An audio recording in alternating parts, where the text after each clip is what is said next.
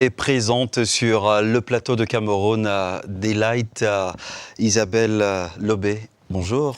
Bonjour Mohamed. Bonjour maître, très heureux de vous avoir ce matin. Eh bien, nous parlons d'une thématique d'actualité, la résiliation de contrats d'assurance et d'indemnisation des victimes selon le code CIMA, un exposé que vous présenterez pour la gouverne de nos téléspectateurs. Alors, de prime abord, maître, quelles sont les conditions qui entourent la résiliation d'un contrat d'assurance ? S'agissant de la résiliation, il est vrai qu'il y a quelque temps, nous avons déjà abordé le contrat en lui-même. Et aujourd'hui, nous poursuivons avec la résiliation. Alors, déjà, selon le code CIMA, les parties ont la possibilité de résilier le contrat. Donc, ils peuvent, dans les contrats, mettre les thèmes qui vont encadrer la résiliation. Mais selon la loi également, la résiliation peut se faire 1 an après, mais il faudrait notifier à la partie adverse 2 mois avant la date d'expiration du dit contrat. Et bon, c'est vrai qu'il y a d'autres types de contrats que nous avons, il y a aussi des exceptions à cela, mais de prime abord, on peut résilier un contrat d'assurance 1 an après son exécution, mais il faudrait notifier 2 mois avant son expiration. Alors, quels sont les exemples de motifs pour résilier, par exemple, un contrat d'assurance ? Alors, nous avons plusieurs motifs. Il y a des circonstances de notre vie qui peuvent modifier le contrat d'assurance. Nous avons le changement de domicile, le changement de profession. Nous avons également le fait d'aller en retraite ou encore pour tout professionnel indépendant, il peut décider d'arrêter ses activités. Nous avons le changement de situation ou encore du régime matrimonial. Donc, voilà un peu les éléments, les différentes raisons qui peuvent modifier un contrat d'assurance et amener à sa résiliation. Alors, en cas d'assurance d'accident, maître, de toute nature, quel est le tribunal compétent pour connaître les litiges y afférents ? Avant d'arriver au niveau du tribunal, les parties ont la possibilité d'avoir des transactions amiables. Bon. Au cas où les transactions n'aboutissent pas à des conclusions favorables, alors l'assuré a la possibilité de saisir le tribunal où s'est déroulé le sinistre.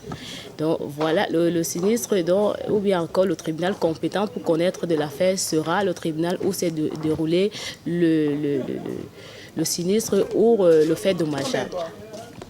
Alors après la résiliation d'un sinistre, maître, comment se passe l'éducation du sinistré due aux biens ou aux victimes ?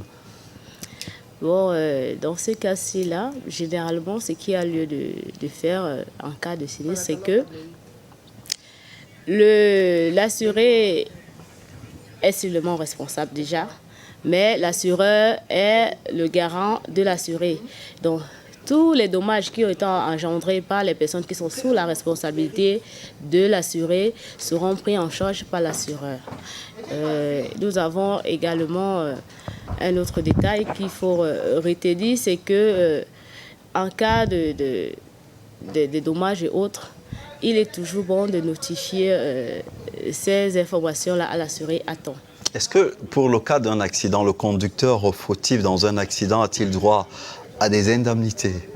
Oui, c'est possible, mais... Encore faut-il établir sa responsabilité. Effectivement, parce que sa responsabilité risque limitée ou encore exclure son indemnisation.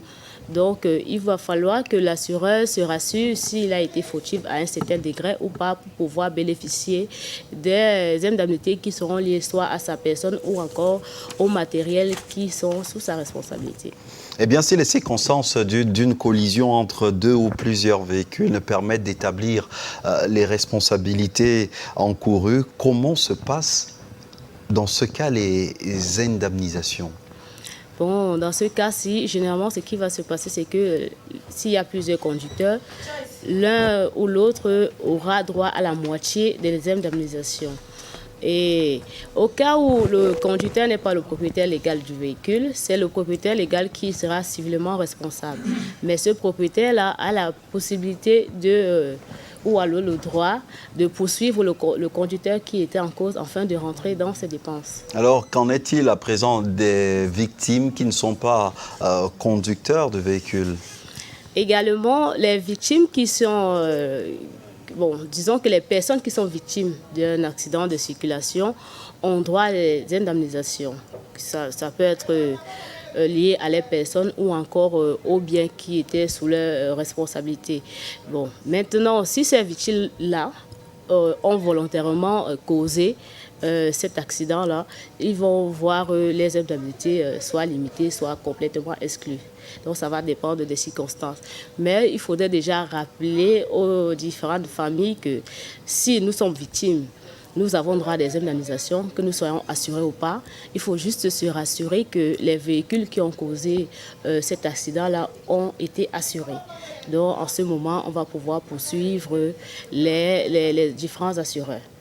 Donc voilà un peu le message que j'aimerais passer ce matin. Il faut arrêter de rester à la maison et dire que non, vu qu'on est accidenté ou bien qu'on a une personne décédée suite à un accident, on ne peut rien réclamer et on se retrouve en train de souffrir seul. Là, je parle des familles qui sont les ayants droit ou encore les victimes. Voilà un peu le message que je voulais en fait passer ce matin. Maître Isabelle Lobé, avocat au barreau du Cameroun, merci d'être passé, comme tous les mardis d'ailleurs, pour ces éclairages. Oui, si vous me permettez, je voudrais également ajouter que les différentes victimes ou les ayants droit, toutes les personnes qui ont le droit ou bien qui peuvent recevoir ces indemnités-là, il y a les parents en cas de décès, il y a les parents, il y a les enfants, il y a les conjoints, il y a les frères et sœurs. Et les différentes indemnités qu'on peut recevoir. Les frères et sœurs au cas où il y a décès de la victime. La victime n'a pas d'enfant. Non, ils sont tous compris. Qu'il y ait un enfant, il y a des enfants ou pas, ils sont compris dans le processus. Et généralement, ils ont droit à des indemnités de... Bon, on va parler d'indemnisation morale, économique ou encore les frais funéraires. Donc, il y a tout ça qu'on va prendre en compte lors de l'indemnisation.